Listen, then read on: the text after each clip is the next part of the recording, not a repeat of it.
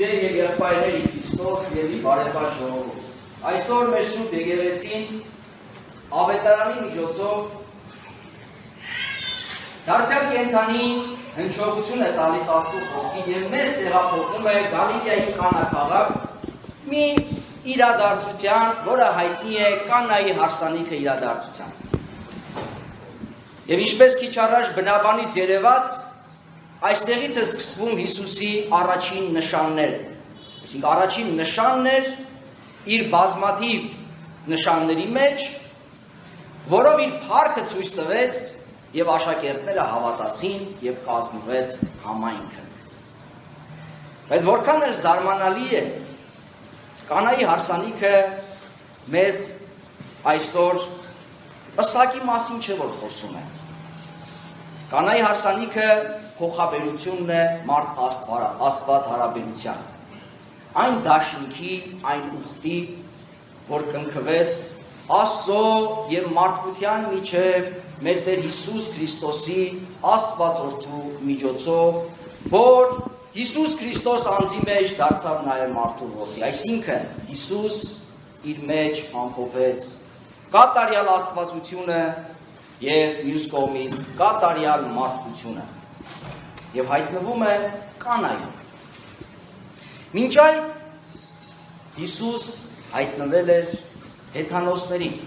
երբ մոգերը իմաստուն մարդիկ արևելքից այցելեցին նորածին մանկանը իրենց երկրպագությունը մատուցելու։ Ապա Հիսուս հայտնվեց իր ժողովրդին, ուխտի ժողովրդին, երբ գնաց Հորդանա մկրտվելու, կանգնելով մեղավորների շարքը։ Եվ ահա այստեղ Հիսուս հայտնվում է արդեն իր համայնքի, որով եւ ձևավորվում է մեծ եկեղեցին, որ մենք այսօր կոչում ենք քրիստոնեական եկեղեցի։ Սկիզբը այստեղ դրվեց։ Այստեղ էր, որ աշակերտները հավատացին, եւ այստեղ էր, որ փառքը երևաց։ Ոչ միայն Հիսուս հայտնվեց, այլ Հիսուսի հայտնության տեղի ունեցավ Աստված հայտնություն։ Ինչու, ինչպես ենք իմանում սա։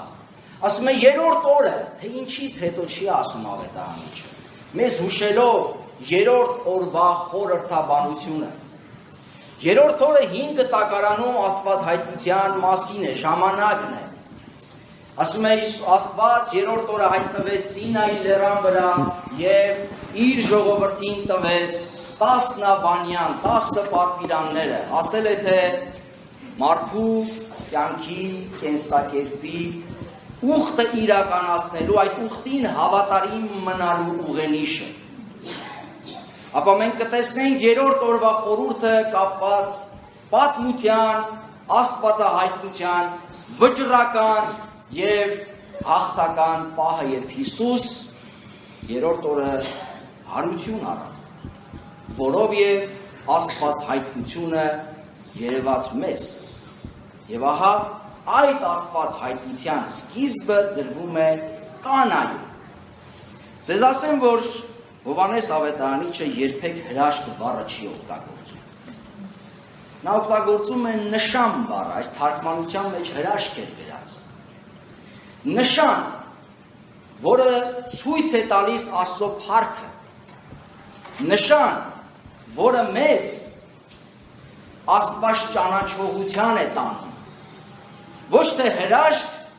որով մենք շատ տարված ենք նաև մեր օրերում։ Հիմա մի փոքր հասկանանք, թե ինչ է տեղի ունենում Կանայում։ Իրականում հարց փեսա չկա։ Հարցը բացակա է, փեսայի մասին մի փոքր ակնարկ կա։ Կարծես մեկը լինի, որը անկերպարանք է, անլեզու է, անմարմին է, բայց կա կենտրոնական տեղում Հիսուս։ Եվ մյուս բոլորը ներկա են հարաբերաբար Հիսուսին, ասում է նրա մայրը, նրա աշակերտները, բայց կենտրոնական տեղում Հիսուս ինքն է։ Այս դրվագի գեղարվեստական արվեստի լեզվով փայլուն մեկնություն տվել է իտալացի Ռենեսանսի շրջանի մեծագույն նկարիչ Պաոլո Վերոնեզը մի հսկայական կտավ, որ կախված է Լուվրի թանգարանում հենց Ջոկոնդայի այդ բոլորիս հայտնի ստեղծագործության առջևը։ 153 պերսոնաժ, որտեղ հարցքեսա չկա եւ առջևում նստած է Հիսուս իր աշակերտների հետ եւ մնացածը շրջապատում են նրան։ Այսինքն այս մեկնությունը որն է Կանայի հարսանիքով մեզ ցույց է տրվում, թե ինչ է նշանակում համայնք, եկեղեցի եւ ինչպես է այդ եկեղեցին հաստատվում։ Ուրեմն մարդ Աստված հարաբերությունը Սուրբ գրքում միշտ շարունակ համեմատվել է հարս-փեսա հարաբերության, ասակի հարաբերության, հարսանիքի հարաբերության։ Ինչպես Պսակի խորհրդի ժամանակ, քանիցս լսում ենք բոլորս, որ ամուսինը եւ կինը կամ կինը եւ տղամարդը խորհրդի միջոցով դառնում են մեկ մարմին, մեկ ամբողջականություն, ուխտ են կնքում Աստծո առաջ, վերջում էլ մի փոքր գինի են խմում։ Այնպես էլ Աստված մարդու հետ ուխտ կնքեց եւ այդ ուխտը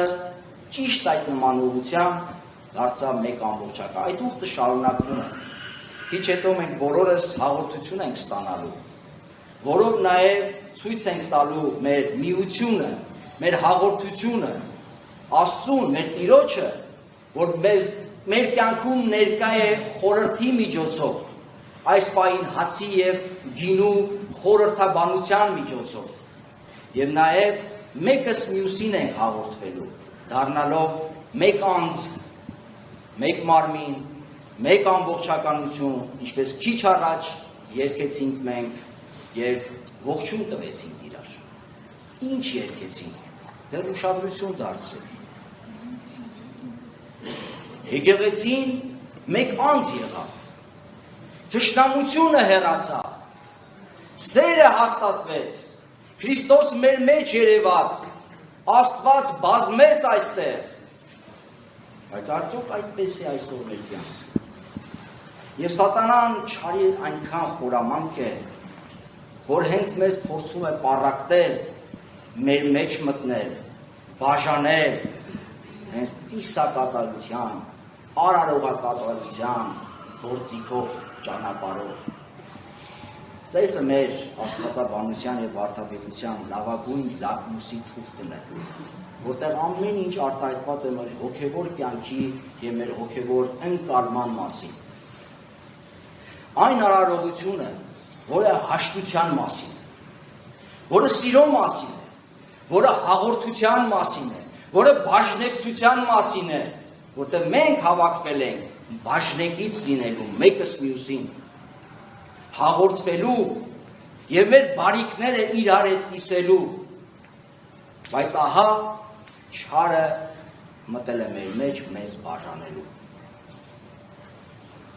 Այսօրվա այս դրվագը Կանայի հարսանիքի մեզ բազմաթիվ պատկաններ է տալիս։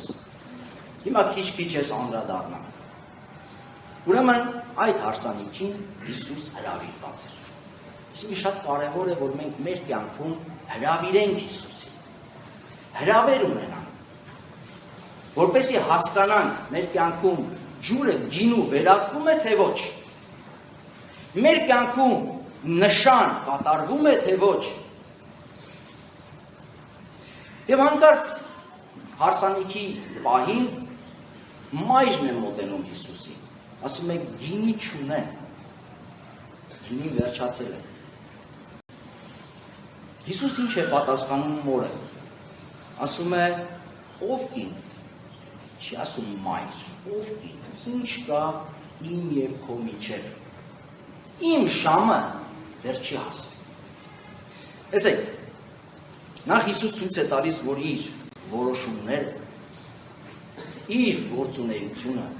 միայն ու միայն իր կամքով չէ, այլ ինքը գործում է հնազանդ Հայր Աստծո կամքին, հավատարին այն ծրագրին, այն առաքելությանը, որով ինքը աշխարհ է եկել։ Եվ սա մեզ հրաշալի պատգամ է, որպեսզի մենք հետևենք Աստծո կամքին։ Երկրորդ, հեռավորություն է հաստատում իր եւ մոր միջեւ, չի շղթում իր մոր մայր լինելը,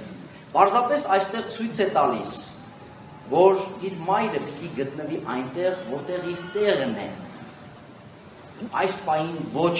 որպես իր ֆիզիկական մայր, այլ մայրը այդ համայնքի, որը բարեխոսում է իր որդուն, իր համայնքի համար, իր եկեղեցու համար։ Եվ ասում է, որ ժամը չէ, իսկ ինչի ժամն է, ինչ է նշանակում Հիսուսի ժամը։ Հովհաննես ավետարանիչը մեզ ցույց է տալիս, որ Հիսուսի ժամը խաչելությունն ու հարությունն էր, որտեղ ամբողջությամբ երևում է աստվածային փառքը։ Բայց մենք այստեղ տեսնում ենք, որ հրաշք է տեղի ունենում։ Ջուրը վերածվում է գինու։ Մենք մեր կյանքում հրաշքներին շատ ենք տեղ տալիս։ Այս պատմությունը ինչ է ընդհանրապես հրաշքները։ Հրաշքները կյանքի մասին են։ Երբ Հիսուս բժշկում էր, մարդուն վերադարձնում էր նորմալ կյանքի։ Երբ դևեր էր հալածում կամ հոգեկան հիվանդներին էր բուժում, մարդկանց վերադարձնում էր առողջ կյանքի։ Երբ հաց էր բազմացնում, մարդկանց սովն էր փարատում, որպեսզի առողջ լինեն, չնվաղեն։ Եվ վերջապես, երբ հարություն էր տալիս, չմոռանանք նաև դրվագը, որտեղ ազատում է փոթորիկից, դարձյալ կյանք է վերադարձնում։ Եվ երբ հարություն է տալիս, առնվազն 3 այդպիսի դեպք մեզ հայտնի է ավետարանից, դարձյալ մարդկանց վերադարձնում է կյանք։ Բայց ամենամեծ հրաշքը սրանք չեն։ Ամենամեծ հրաշքը խաչն է, որ Աստված կարող է այդքան խոնարհվել, որ Աստված կարող է այնքան խոնարհվել, դառնալ մարդ եւ հետո հայտնվել մարդկանց ձեռքը, որ տանում են խաչելության։ Ավելին ասել, շարունակվում է Աստծո խոնարհությունը մեր կյանքում, մեր փրկության համար, որպեսզի մեզ բարձրացնի, որպեսզի մեզ աստվածացնի, որպեսզի մեր երանությունը ապահովի։ Այսօր էլ խորհրդի ճանապարհով մեր ձեռքն է հայտնվում սուրբ հաղորդությունը, որ մենք նայում եւ ասում ենք, խոստովանում ենք, որ Քրիստոս դու ես Աստծո որդին։ Խոնարհությունը Աստծո սկսվում է ուրեմն անկես մորենու դրվագից եւ շարունակվում է։ Շարունակվի այնքան, երբ կարձանագրվի վերջին գալուստը։ Հիսուս սկիզբ է դնում իր նշանների, որը գագաթնակետին կհասնի խաչելությամբ եւ հաղթական հարությամբ, որը արդեն ամբողջական աստվածային կյանքի մասին է, որով մենք մեր հեռանկարն ենք տեսնում մեր աչքի առաջ։ Հիսուս առաջի հարությալն է, որով եւ գծել է մեր ճանապարհը, հարութենական կյանքի ճանապարհը, կյանքի հաղթանակի ճանապարհը, հաղթանակ մեղքի եւ հաղթանակ մահվան դեմ։ Ուզում անդրադառնալ նաեւ մեկ ուրիշ կողմի։ Մայրը գալիս ասում է գինի չունեն։ Գինին սուրբ գրային նկարմամբ ուրախության նշան է։ Ասես գալու եւ ասելու լինի, որ եթե գինի չկա, էլ ինչ քեֆ, էլ ինչ խնջույք, էլ ինչ հարսանիք։ Եթե մենք կարողանայինք գոնե հավատքի այնպիսի աստիճան արձանագրեինք, որ Աստծուն լիարժեք եւ անընդհատ խնդրեինք ասելու, աղոթելու, Տեր, գինի չկա աշխարհում, գինի չկա մեր կյանքում, գինի չկա մեր համայնքում, գինի չկա մեր ընտանիքում, մեր մեջ, մեզ գինի տուր, ուրախություն տուր։ Գիտեք շատ հաճախ քրիստոնյաներս ինչու ենք ծախողում, որովհետև մյուսներին չենք կարողանում վկայել քրիստոնեական ուրախությունը։ Եթե մենք ուշադիր նայենք ավետարանը, ավետարանները, Քրիստոսի կյանքը, սկսվում է ուրախությամբ, երբ ավետիսը տրվում է փրկչի ծննդյան, եւ ավարտվում է ուրախությամբ, երբ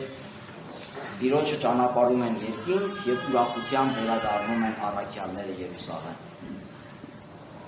Մենք պետք է մեր կյանքում ոչ միայն վերականգնենք մեր միասնությունը,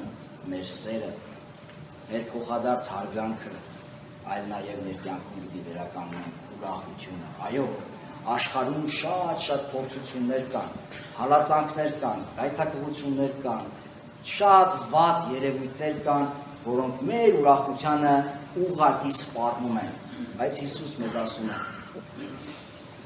ամեն ինչ արեք, որ ոչ ոք եւ ոչինչ ձեր միջից ձեր ուրախությունը չխլի։ Եվ մենք որպես համայնք,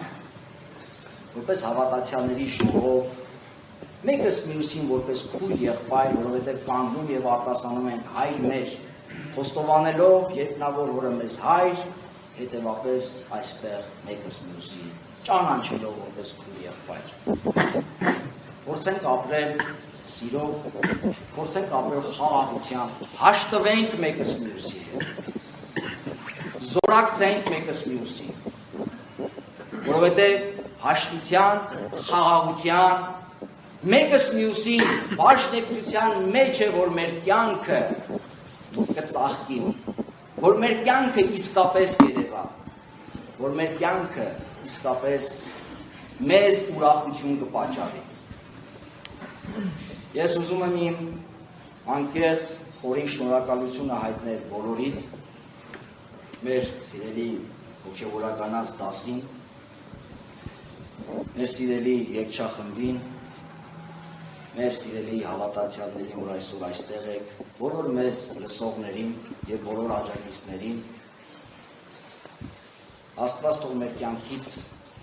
անպակաս չանի գինի ուրախությունը եւ մեզ այնքան իմաստություն տա, որ մենք կարողանանք իսկապես Տիրոջ սեղանի շուրջ հավաքվենք հաշտ, թշնամությունը հեռացրած, սերը հաստատած եւ մեկս մյուսի այդ սիրով ողջունը առաքելական պատգամով, որ տալիս ենք անկեղծ եւ ինչի իսկապես մեկս մյուսի զորացնող։ Քրիստոսի սերը, Աստծո ողորմությունը եւ Սուրբ Օգնությունը մեզ ամենքից լինի։ Ամեն։